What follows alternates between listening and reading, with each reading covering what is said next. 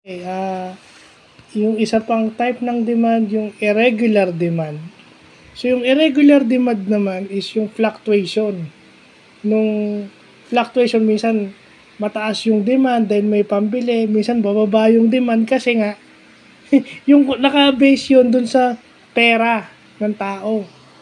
Kasi merong, hindi lang pag December, minsan, June may pera sila, di ba? Kung meron silang pera, doon lang tumataas yung demand.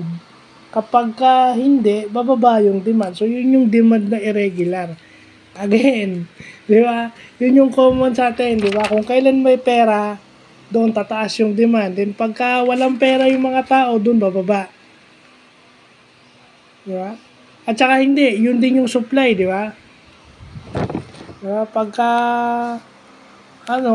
madami yung supply, bababa yung presyo, kayang bilhin ng tao. Kapag kulang yung supply, yun. Kaya nagiging kasi law of supply and demand tayo. So, minsan dun din nakabase. But definitely, pag sinabi mong regular, hindi yung parating, hindi yung parating in demand siya, hindi yung parating low in demand siya. Pabago-bago, fluctuations. May in demand siya, mayroong hindi. Kaya nga sinabing irregular demand. So, yun lang po.